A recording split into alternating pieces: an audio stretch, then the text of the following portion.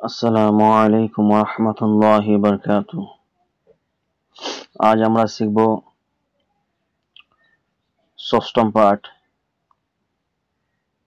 6 নম্বর class.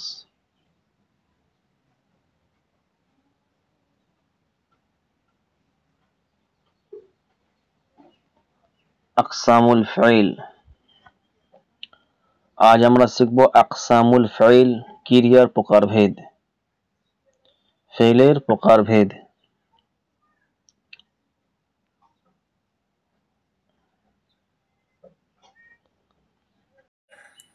ফাইলে মাজি ও ফাইলে মুজারে উভয়টি দুপ্রকার।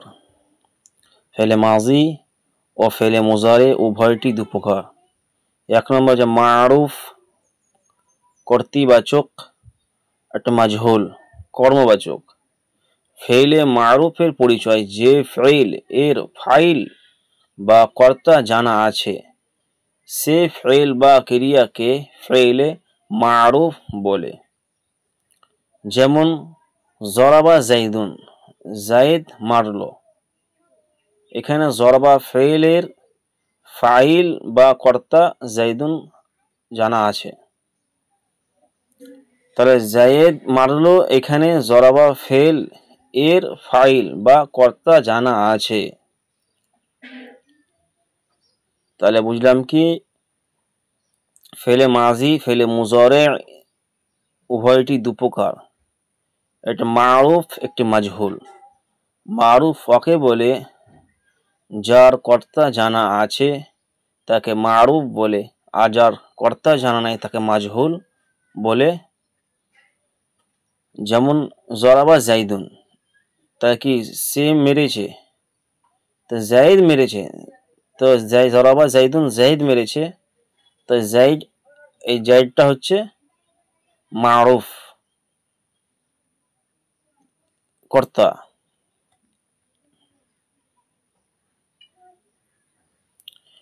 ফাইলে মাজহুল এর পরিচয় যে ফাইলের ফাইল বা কর্তা জানা থাকে না। যে ফাইলের ফাইল তো কর্তা জানা থাকে না, সে ফাইল বা ক্রিয়াকে ফাইলে মাজহুল বলে। যেমন জরিবা জাইদুন, জরিবা জাইদুন, জাইদকে প্রহার করা হলো। এখানে জরিবা ফাইলের ফাইল বা কর্তা জানা নেই। তাহলে আমরা বুঝলাম কি ফাইলে মাজহুল ওকে বলে যার কর্তা উল্লেখ নেই, মানে যার কর্তা নেই তাকেই মাজহুল বলে। যেমন জরিবা জাইদুন, জাইদকে প্রহার করেছে, জাইদকে প্রহার করলো, কে করলো উল্লেখ নেই, এটা হচ্ছে মাজহুল।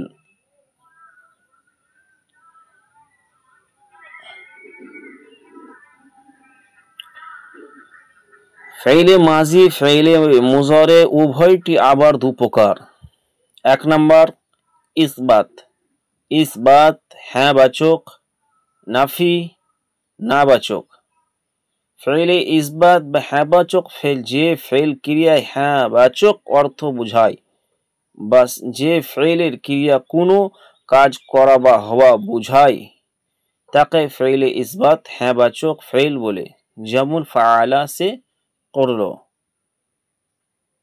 ফাআলা সে করলো। তাহলে কি বুঝলাম, ফেলে মাজি ফেলে মুজারে আবার উভয় দুপ্রকার, একটা হচ্ছে ইসবাত, একটা নাফি। ইসবাত ও নাফি।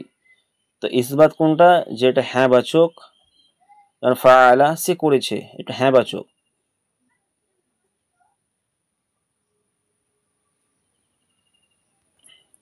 ফেলে নাফি নাবাচক ফেল, যে ফেল ক্রিয়া না বাচক অর্থ বুঝায়,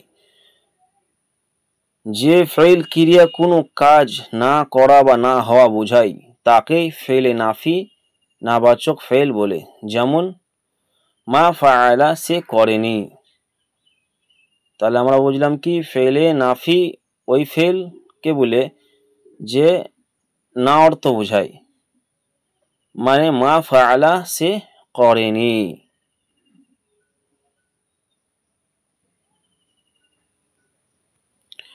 আরবি ভাষার শখস পুরুষ তিন প্রকার। আরবি ভাষার শাখস তিন প্রকার, যথা গায়ব নাম পুরুষ, হাজির উত্তম পুরুষ, মুতাকাল্লিম উত্তম পুরুষ। তাহলে কি বুঝলাম? গায়ব নাম পুরুষ, হাজির মধ্যম পুরুষ, আর মুতাকাল্লিম উত্তম পুরুষ শাখস।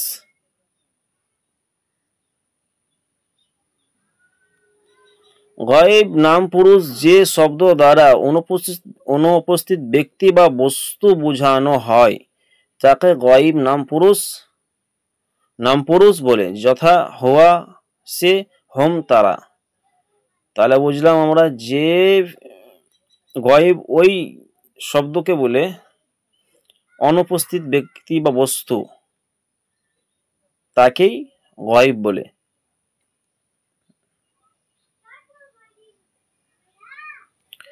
হাজির মধ্যম পুরুষ, হাজির মানে মধ্যম পুরুষ যে শব্দ দ্বারা উপস্থিত ব্যক্তি বা বস্তু বোঝানো হয় তাকে হাজির মধ্যম পুরুষ বলে।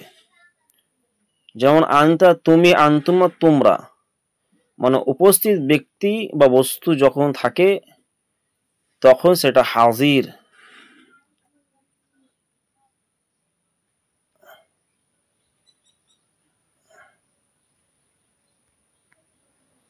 মুতাকাল্লিম উত্তম পুরুষ, মুতাকাল্লিম উত্তম পুরুষ যে শব্দ দ্বারা সম্বোধনকারী নিজে অথবা আমি, আমরা বোঝানো হয় তাকে মুতাকাল্লিম উত্তম পুরুষ বলে, যথা আনা, আমি, নাহনু, আমরা। তাহলে মুতাকাল্লিম যখন নিজে সম্বোধনকারী নিজে উপস্থিত ব্যক্তি যখন বা বস্তু বা ব্যক্তি, তখন সেটা মুতাকাল্লিম।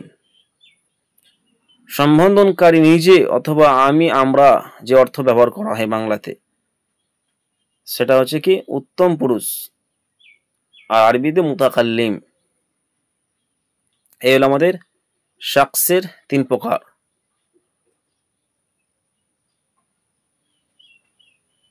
এবার আমরা দেখি জিন্স। জিন্স মানে লিঙ্গ। জিন্স লিঙ্গ যে শব্দ দ্বারা স্ত্রী বা পুরুষ বাচক হওয়া বুঝায়, যে শব্দ দ্বারা স্ত্রী বা পুরুষ বাচক হওয়া বুঝায় তাকে জিন্স লিঙ্গ বলে। প্রত্যেকটি সিগা কোনো না কোনো লিঙ্গের সাথে সম্পর্ক যুক্ত।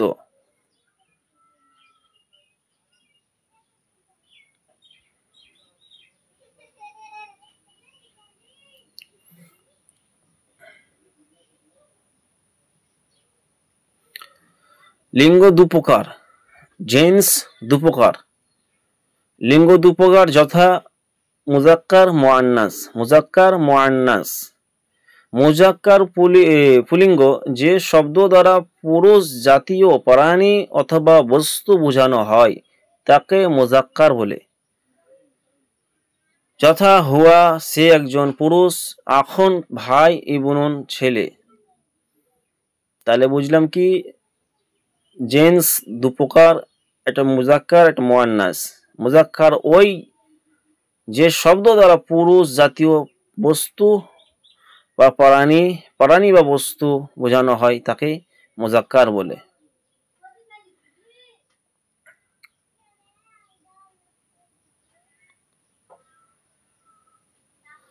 আর মুআন্নাস স্ত্রীলিঙ্গ যে শব্দ দ্বারা স্ত্রী জাতীয় প্রাণী অথবা বস্তু বোঝানো হয় তাকে মুআন্নাস বলে, যথা হিয়া, সে একজন স্ত্রী, উখতুন, বোন, বিনতুন, কন্যা। তো মুআন্নাস স্ত্রী জাতীয় ব্যক্তি বা বস্তু বোঝাবে তখন মুআন্নাস।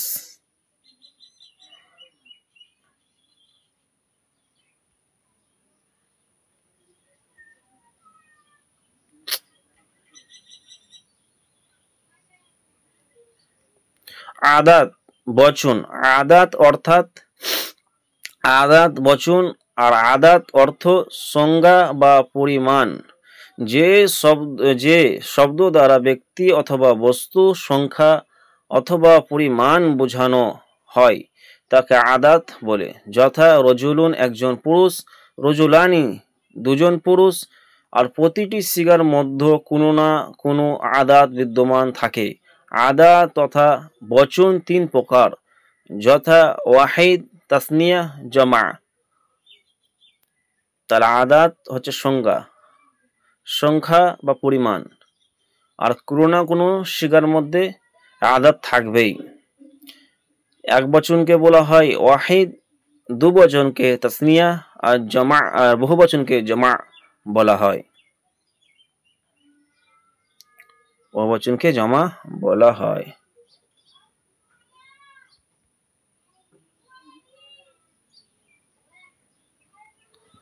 ওয়াহিদ এক বচন, যে শব্দ দ্বারা একটি মাত্র প্রাণী অথবা বস্তু বোঝানো হয় তাকে ওয়াহিদ তথা এক বচন বলে, যথা হুয়া, সে একজন পুরুষ, কলামুন একটি কলম, কিতাবুন একটি বই ইত্যাদি।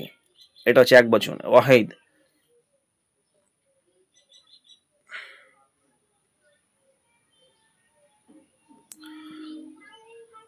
তাসনিয়া দ্বিবচন, যে শব্দ দ্বারা দুটি মাত্র প্রাণী অথবা বস্তু বোঝানো হয় তাকে তাসনিয়া তথা দ্বিবচন বলে, যথা হুমা, তা দুজন পুরুষ বা স্ত্রী, কলামানি দুটি কলম, কিতাবানি দুটি কিতাব, দুটি বই।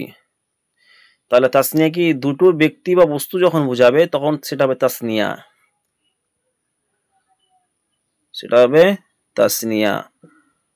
আর জমা বহুবচন, যে শব্দ দ্বারা দু এর অধিক প্রাণী অথবা বস্তু বোঝানো হয় তাকে জমা তথা বহুবচন বলে, যথা হুম তারা, সকল পুরুষ, আকলামুন সকল আর কলমগুলো, আর কুতুবুন বইগুলো।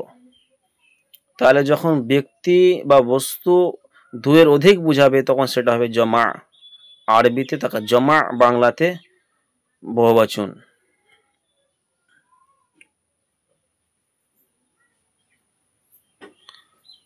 ফেইলে মাজি ও ফেইলে মুজারে উভয়টি পুরুষ বা বচন লিঙ্গ হিসাবে 14টি সিগা রূপ রয়েছে। এই নিম্নে 14টি সিগার বিস্তারিত বিবরণ দেওয়া হলো। তাহলে কি শাখস, জেন্টস, এগুলো প্রত্যেকটা সিগার মধ্যে রূপ দেওয়া হলো।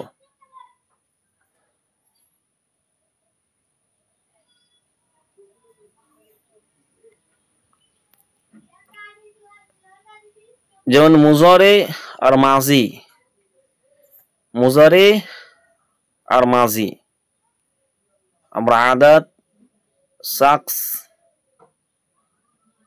এগুলো ফল দেখবো আমরা। প্রথম সিগা দেওয়া হচ্ছে ফাআলা ইয়াফআলু, ফাআলা ইয়াফআলু। এর সিগা কি ওয়াহিদ মুজাক্কার গায়ব, ওয়াহিদ মুজাক্কার গায়ব। ফাআলা ইয়াফআলানি তাসনিয়া মুজাক্কার গায়ব দ্বিবচন।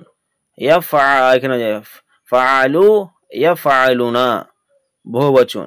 জামা মুজাক্কার গায়ব, জামা মুজাক্কার গায়ব। আর মুজাক্কার গায়ব এটা মুজাক্কার গায়বের সিগা। এগুলো নাম পুরুষ, এটা দিয়েছে কি নাম পুরুষ মানে গায়ব, নাম পুরুষ লিঙ্গ মানে এটা গায়ব।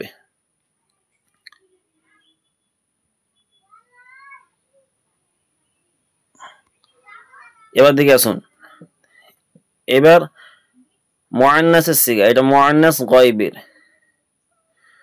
যেমন দিয়েছে ফাআলাত তাফআলু, ওয়াহিদ মুআন্নাস গায়বের সিগা। তাহলে কি হয়েছে ওয়াহিদ মুআন্নাস গায়বের সিগা কি ফাআলাত তাফআলু। তারপর তাসনিয়া মুআন্নাস গায়বের দ্বিবচনের সিগা কি ফাআলাতা তাফআলানি। তাহলে এটা কি হলো তাসনিয়া মুআন্নাসের সিগার রূপ, যেটা ফাআলাতা তাফআলানি। তার কি দিয়েছে, তারপর দিয়েছে ফাআলনা আর ইয়াফআলনা, এটা কি বহুবচন। জামা মুআন্নাস গায়ব, জামা মুআন্নাস গায়ব। আর এর সিগা এটা মুআন্নাস গায়বের সিগা। গর্দান কি ফাআলনা আর ইয়াফআলনা।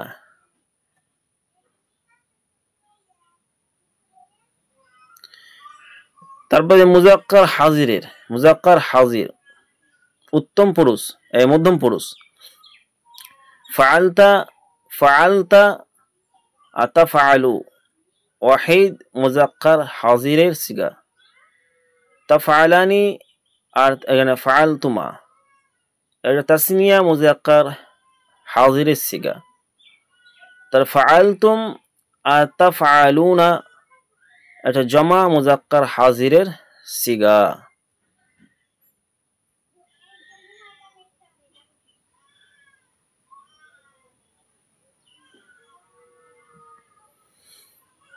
তারপরে দেখি আসুন মুআন্নাস, মুআন্নাস হাজিরের সিগা বা রূপ কি দেওয়া হয়েছে? ফাআলতি ফাআলতি তাফআলিনা, তার কি হচ্ছে ওয়াহিদ মুআন্নাস হাজির, মুআন্নাস হাজিরের সিগা। এখানে তাফআলানি আর ফাআলতুমা তাসনিয়া জমা হাজিরের সিগা, তাসনিয়া মুআন্নাস হাজিরের সিগা। তারপর দেওয়া হচ্ছে কি ফাআলতুন্না আর তাফআলনা জমা মুআন্নাস হাজিরের সিগা।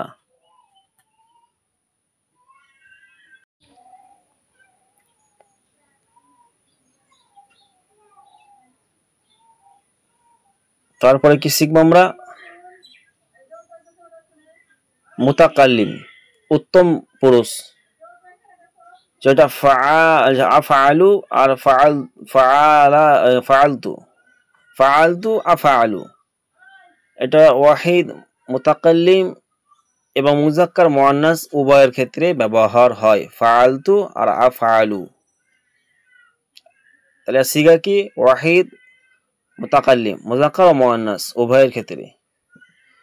তারপর দিয়ে যে ফাআলনা আর নাফআলু জমা তাসনিয়া এবং জমা, তাসনিয়া হবে জমা হবে, দ্বিবচন বহুবচন হবে, আর মুতাকাল্লিম হবে, আর মুজাক্কার ও মুআন্নাস উভয়ের ক্ষেত্রে ব্যবহার হবে। তাহলে কি হলো? তাসনিয়া জমা উভয়ের ক্ষেত্রে ব্যবহার হবে, আর মুজাক্কার মুআন্নাস উভয়ের ক্ষেত্রে এই ব্যবহার হবে। এবার শিখে আসুন উল্লেখ যে ওয়াহিদের মুতাকাল্লিমের মধ্যে পুলিঙ্গ বা স্ত্রীলিঙ্গের জন্য একটি সিগা রূপ নেওয়া হয়েছে এবং জমা মুতাকাল্লিমের মধ্যে পুলিঙ্গ, স্ত্রীলিঙ্গ, দ্বিবচন ও বহুবচন জন্য মাত্র একটি সিগা রূপ নেওয়া হয়েছে। অন্যথায় আরো 14টি সিগা রূপ বৃদ্ধি পেয়ে সিগা রূপ এর সংখ্যা হতো 18টি, সেখানে 14টি করা হয়েছে। এটাই বুঝাচ্ছে। আসসালামু আলাইকুম ওয়া রাহমাতুল্লাহি ওয়া বারাকাতুহু।